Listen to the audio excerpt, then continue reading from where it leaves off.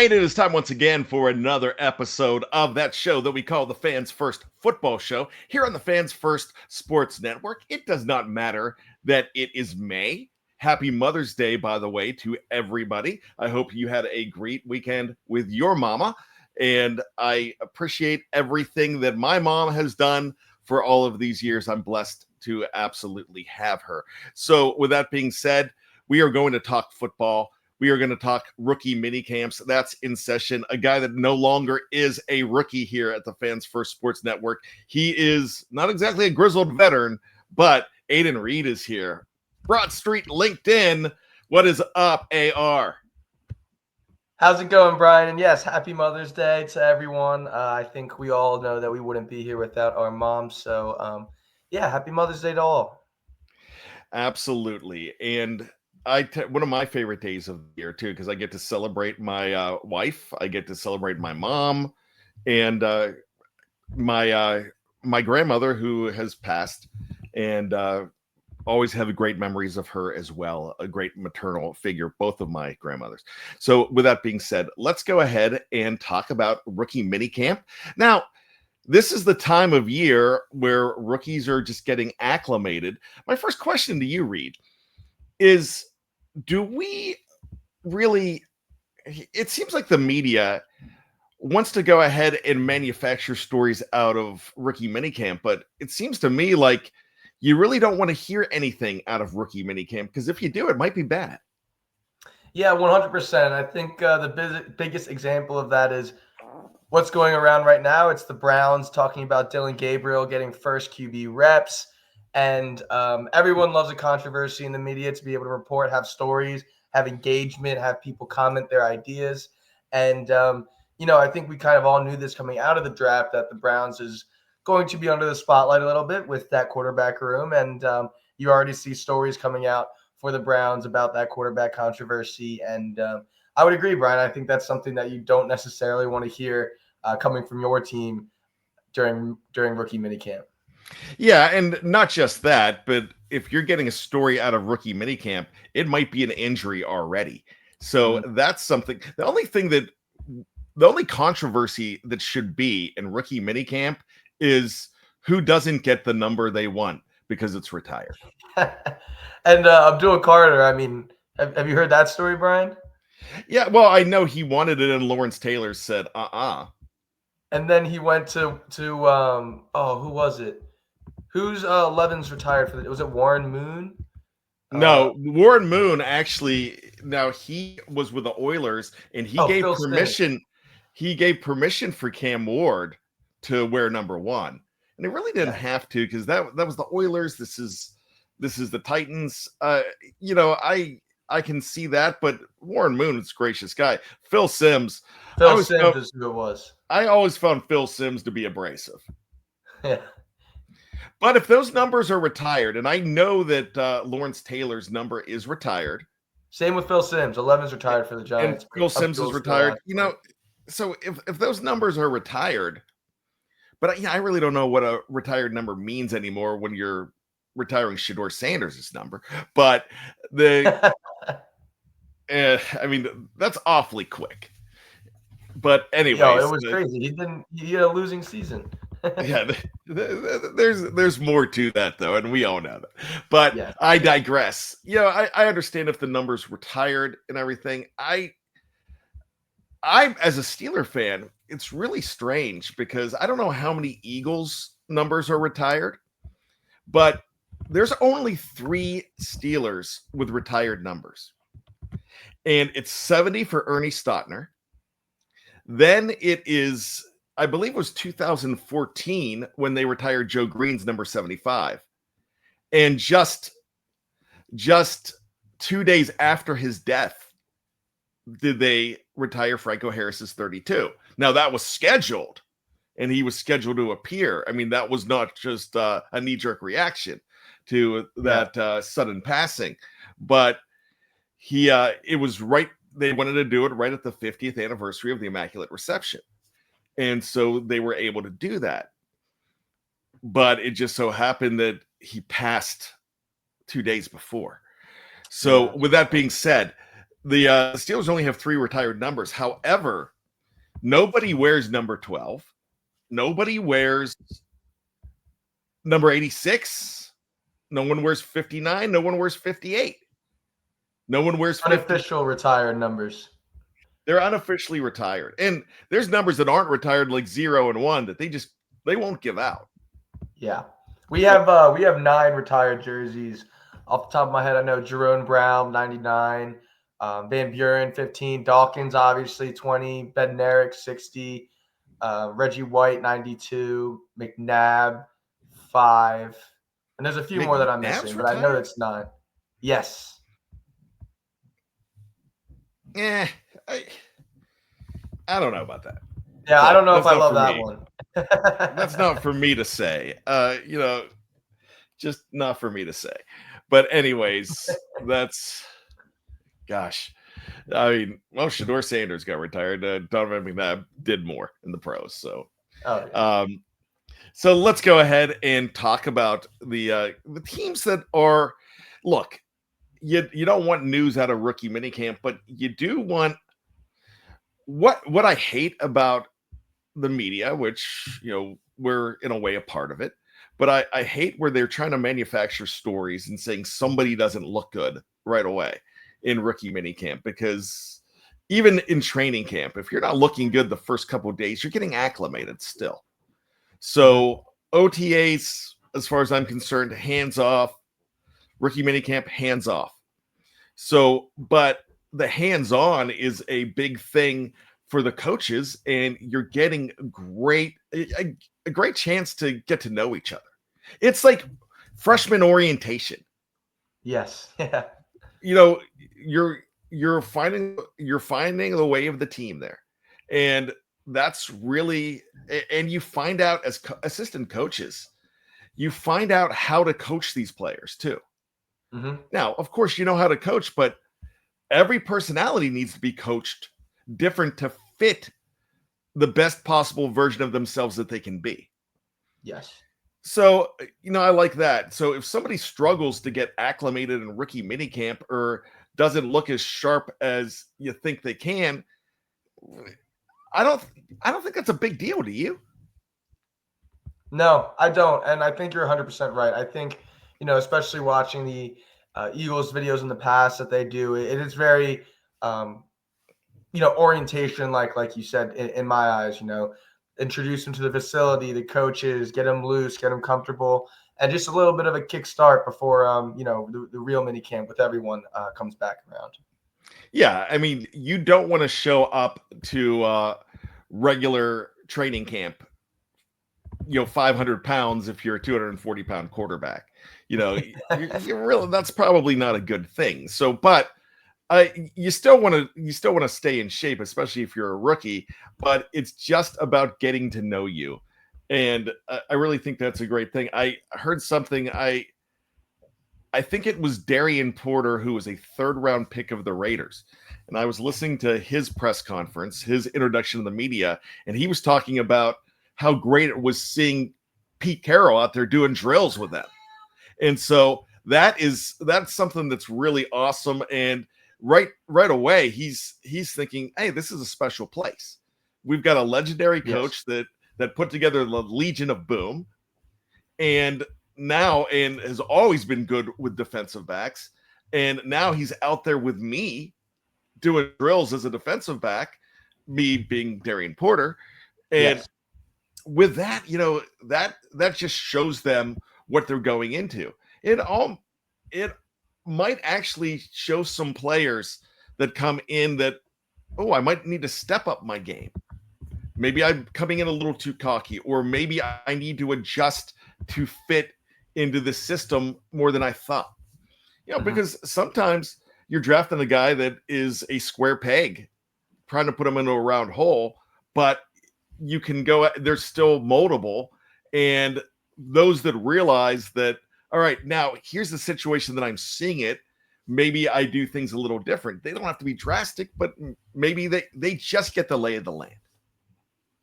100% agree.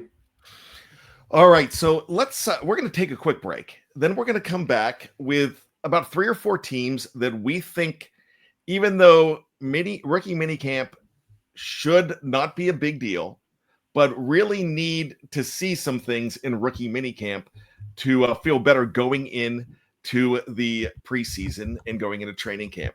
We'll be back right after this. It's the Fans First Football Show. Thanks for listening.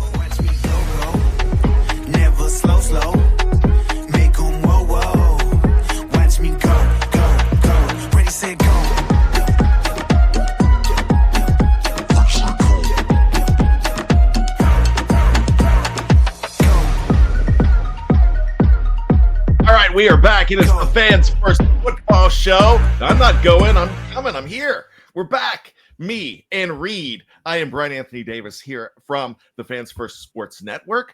Also, the Steel Curtain Network. My primary duties are there where you can hear me and the gang, Jeff Hartman, Dave Schofield, Jeremy Betts, everybody else, KT Smith, 3 times a day.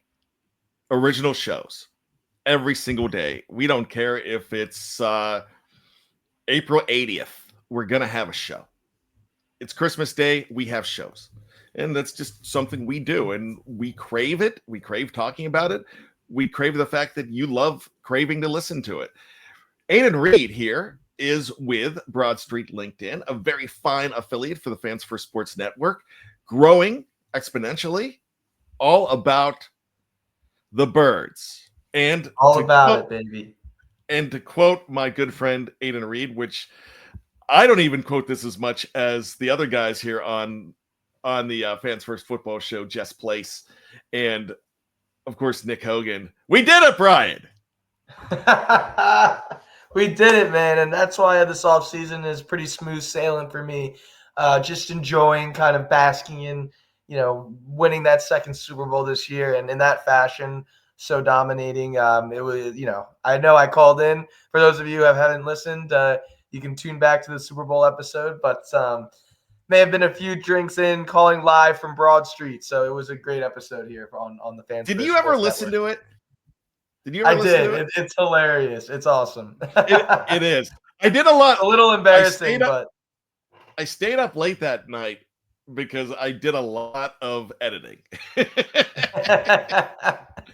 I also had to boost your mic. For that, Bryan. No, I had to boost your mic. It was, and there were revelers around too, yelling and screaming, and frankly, I was kind of jealous. I thought it was awesome, and a younger BAD would have been there, but right now I'm content to enjoy living room celebrations. At this point. It was boots on the ground, live coverage. So. So we'll be more prepared when the Eagles repeat next year, which for some reason I think that's going to happen. Oh man, I'm already getting fired up for the season. Are they odds-on favorites right now? I think it's the Chiefs. Let me do a quick Google search here. I think it is the Chiefs Super Bowl. I have a hard time thinking that it is the Chiefs. It's so the Eagles and the Chiefs are tied. That's what it's at right now. Yeah. And then Ravens, Bills, Lions. And I have no problem with any of those on that list. Well, I always have a problem with the Ravens, but I agree that they should be on that list because they are, gosh, forgive me for saying this, a first-class franchise, and that pisses me off to say. But 2 teams that are not first-class franchises, they reside in the AFC North.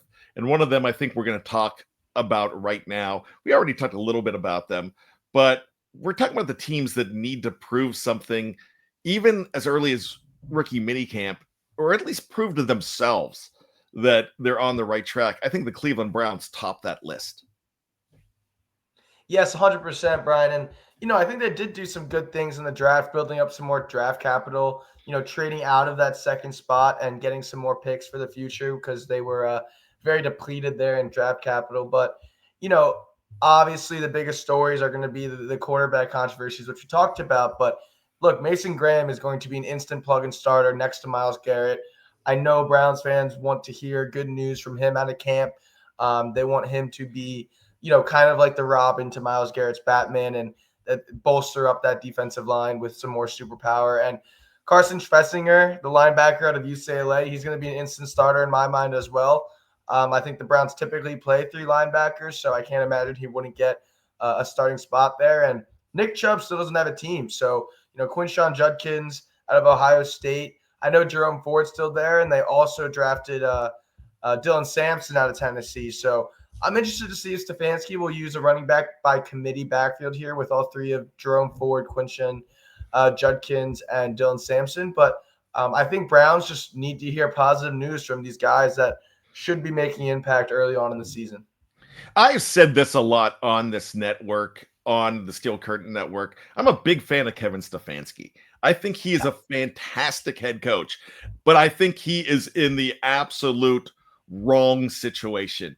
I hate that he is with Cleveland because I feel like they're wasting his talents. And I'm just going to be blunt when I say that. And I don't think that while they brought in some keys, I don't think they really helped him by doubling up at running back, by doubling up at quarterback, because I don't really think that benefits the team as much, especially when you're doubling up at quarterback. And it's not what the Washington Redskins back in 2012 did when they doubled up at quarterback, but it was Robert Griffin III and Kirk Cousins. Yeah. So it wasn't like that. This is Dylan Gabriel, who a lot of people thought was a 5th rounder at the highest. And then Shedeur Sanders, who dropped, and he dropped. Let's just bring this up real quick. He dropped more because of attitude than talent, don't you think? Yes, 100%, Bryan. I don't know if you saw any of the jokes flying around the internet about how he probably acted during his team interviews. They're pretty hilarious. But and you mentioned Stefanski, 2-time coach of the year. So much respect for him. And I don't know if you've seen the clip, Bryan, of the reaction of the GM and Stefanski to when they drafted Shedeur Sanders. It seems clear that it wasn't a decision between them. It seems pretty clear that it was a Jimmy Haslam, the owner, making a call and forcing them to draft him because they were not, or at least visibly, they did not seem thrilled that Shedeur was drafted there. Yeah, that's absolutely true. So I think this is a team that absolutely has to have some kind of expectation coming out of rookie minicamp that things are going to be okay. Another team that I want to bring up here made a big addition this week, which was a big subtraction for my Pittsburgh Steelers. It's the Dallas Cowboys.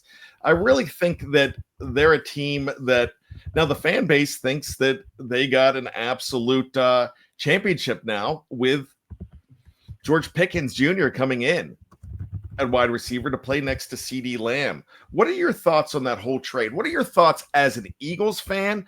And what are your thoughts as just a guy that looks at the league in total?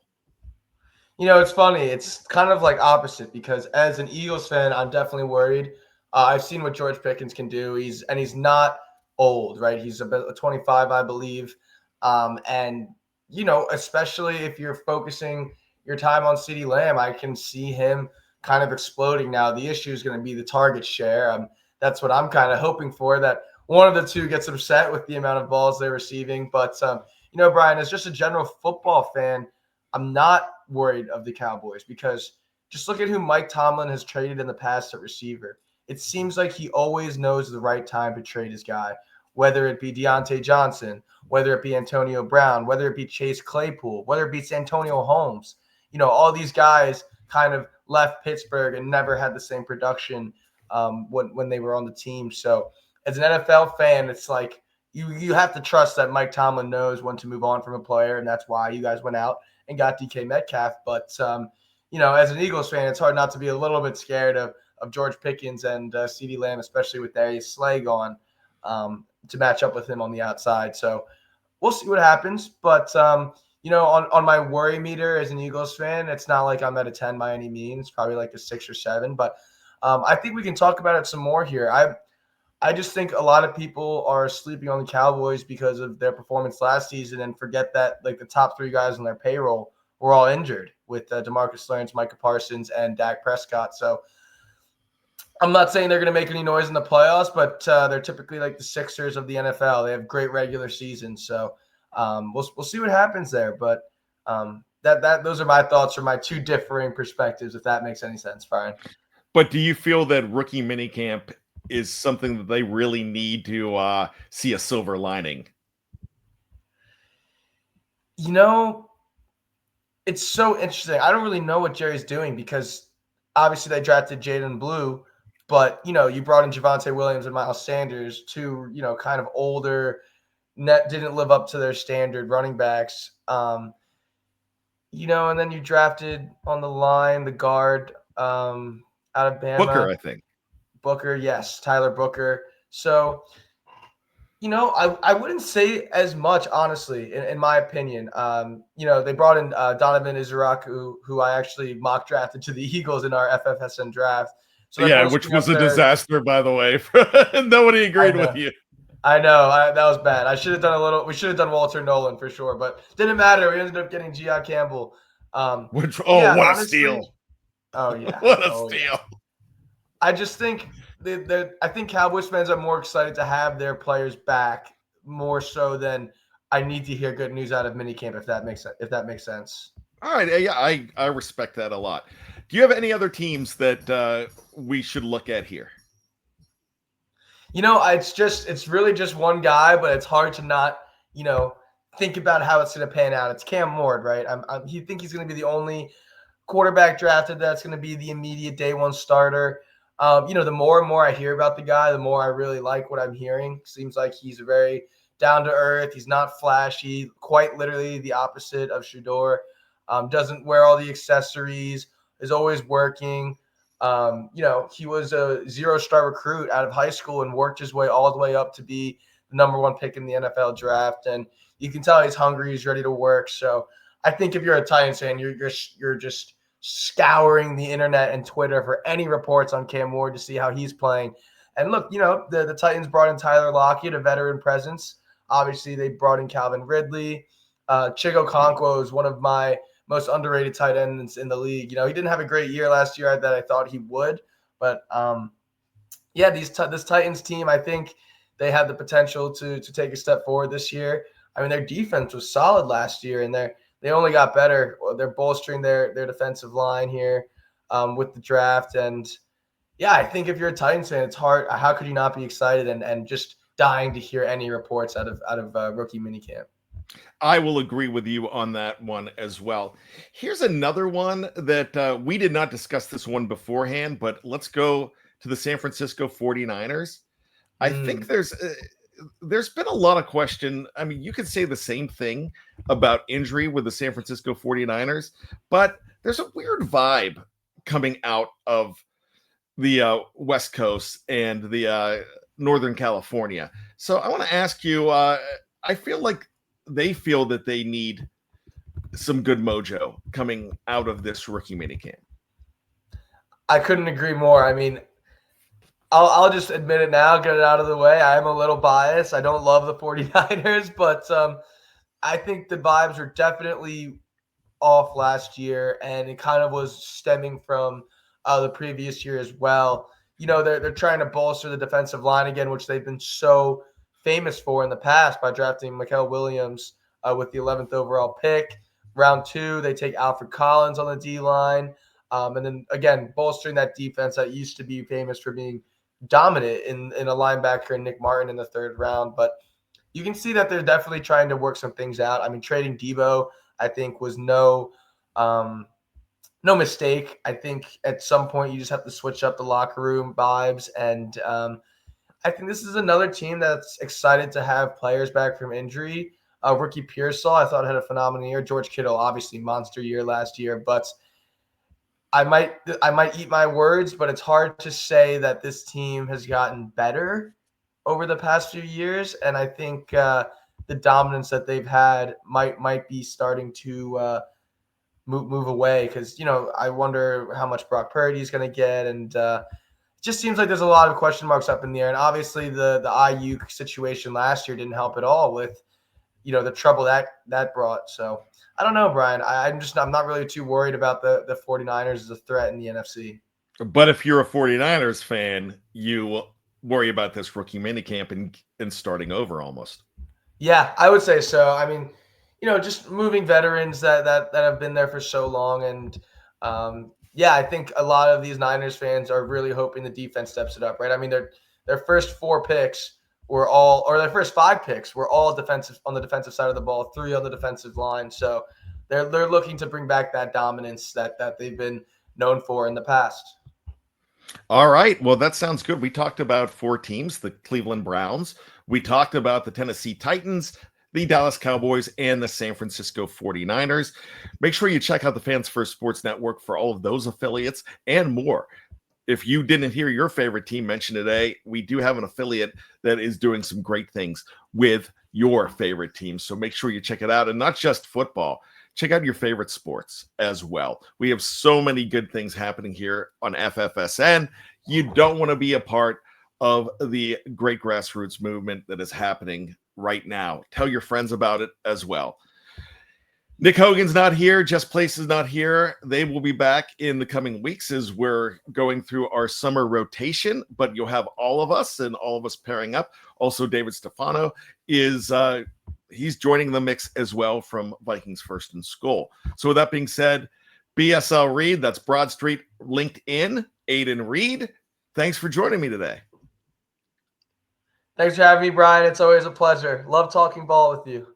All right. It's Reed's one of my favorite conversations, probably the nicest content creator that I've ever met. So with that, we will talk to you soon. Have a great one. We have one last thing to say, and we say it all the time here on the Fans First Football Show. It's simple. It's 2 words. Go football. Football. Woohoo!